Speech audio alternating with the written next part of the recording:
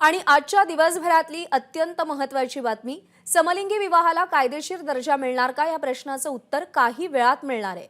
समलिंगी विवाहाला कायदेशीर मान्यता देण्याची मागणी करणाऱ्या याचिकांवर सर्वोच्च न्यायालय आज निकाल देणार आहे. पुढच्या अर्ध्या तासात म्हणजे सकाळी 10:30 वाजता सुप्रीम कोर्ट आपला निकाल देईल. 11 मे रोजी न्यायालयाच्या 5 न्यायाधीशांच्या खंडपीठानं सुनावणी पूर्ण केली.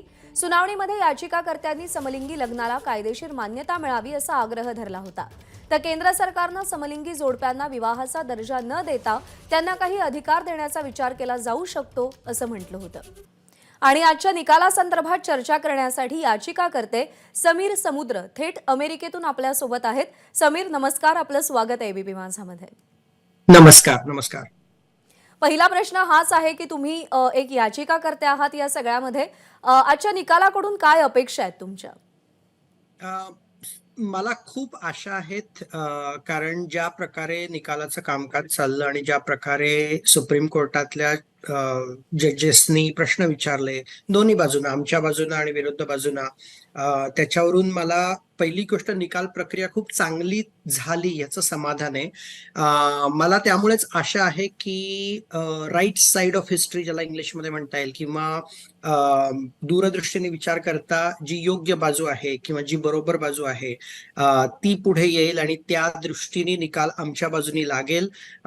समान कायदे आणि समान हक्क आम्हालाही मिळतील, विशेषतः लग्नाचे, अशी मला प्रामाणिकपणे खूप आशा वाटतेय. त्यामुळे I am hopeful, I am very hopeful. I am nervous but I am hopeful. तुम्ही जी याचिका सादर केलेली होती त्यामधल्या प्रमुख मागण्या नेमक्या तुम्ही काय मांडल्या होत्या?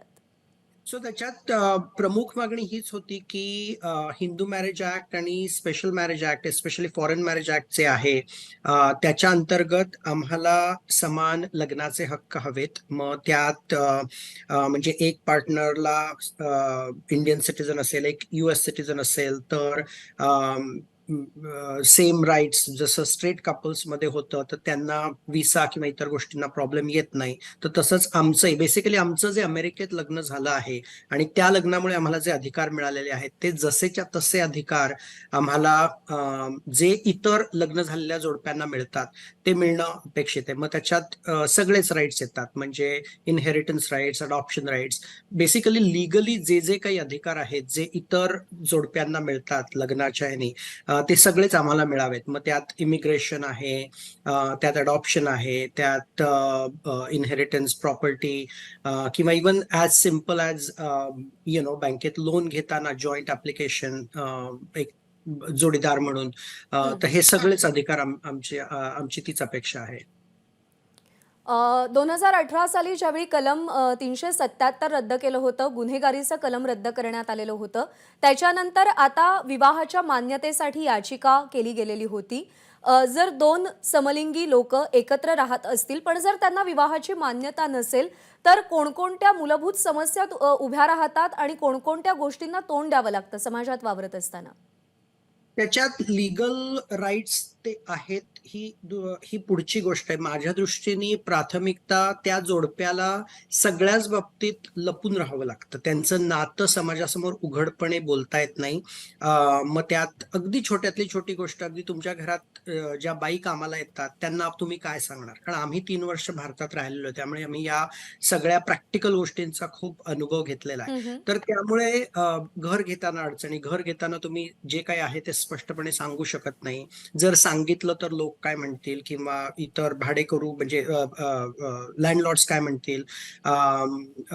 कुठेही ऍप्लिकेशन करताना लीगल राईट्स नसतील, लीगल मॅरेज राईट्स नसतील तर तुम्हाला सगळीकडे लपून राहावं लागतं. तर लीगल म्हणजे पुढची जे मी राईट्स मगाशी सांगितले ते तर पुढची गोष्ट आहे, पण एक जोडपं म्हणून तुम्हाला रोजचं आयुष्य शांतपणे किंवा आनंदाने जगतानाच त्या जे काही सगळे अडचणी येतात, म्हणजे तुम्ही विचार करा की कुठल्याही स्ट्रेट जोडप्याला जर सांगितलं की आज पासून तुम्ही तुमचं नातं ओपनली कोणाला सांगायचं नाही, त्याबद्दल बोलायचं नाही, तर त्यांना ज्या ज्या काही गोष्टी येतील अगदी प्रॅक्टिकल ह्याच्यात, आणि मग बाकी लिगल राईट्स जे आहेत, इनहेरिटन्स, अडॉप्शन, घर घेण्यासाठी कर्ज घ्यायचंय, त्याच्यासाठी जॉईंट ॲप्लिकेशन, हेल्थ इन्शुरन्स, त्याच्यात आपल्या जोडीदाराचं नाव ऍड करणं, किंवा इवन हॉस्पिटल ऍडमिशन मध्ये व्हिजिटेशन राईट्स, की ज्याच्यात तुमचं जो जोडीदार आहे तुम्ही बेसिकली कायदेशीररित्या त्या व्यक्तीचं जोडीदार किंवा त्या व्यक्तीचे नेक्स्ट किन हे मानले जातात.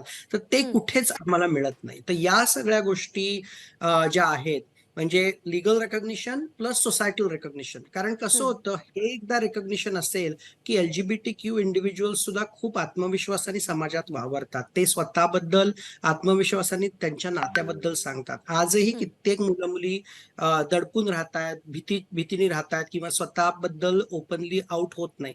तर या सगळ्या गोष्टी पण हे साईड बेनिफिट्स आहेत. लिगल राईट्स तर आहेच आहेत, पण त्याबरोबर एक व्यक्ती म्हणून तुम्ही मोकळेपणाने समाजात वावरू शकता, आणि त्यासारखी मोठी गोष्ट नाहीये माझ्या दृष्टीने. खरंय, एक व्यक्ती म्हणून समान दर्जा मिळणं ही मूलभूत गरज आहे प्रत्येकाची, आणि त्याच अनुषंगानं इतर मुद्द्यांना धरत तुम्ही ही याचिका दाखल केली आहे. एका ऐतिहासिक निर्णयाच्या प्रतीक्षेत भारत आहे, आणि आज नेमका काय निकाल येतो याकडे आपलंही लक्ष असेल. तुम्हाला शुभेच्छा या निकालासाठी, आणि आपले मनापासून आभार. आपण ABP माझाशी संवाद साधलात आणि आपली भूमिका मांडलीत त्याबद्दल. थँक्यू. ABP माझा, उघडा डोळे बघा नीट.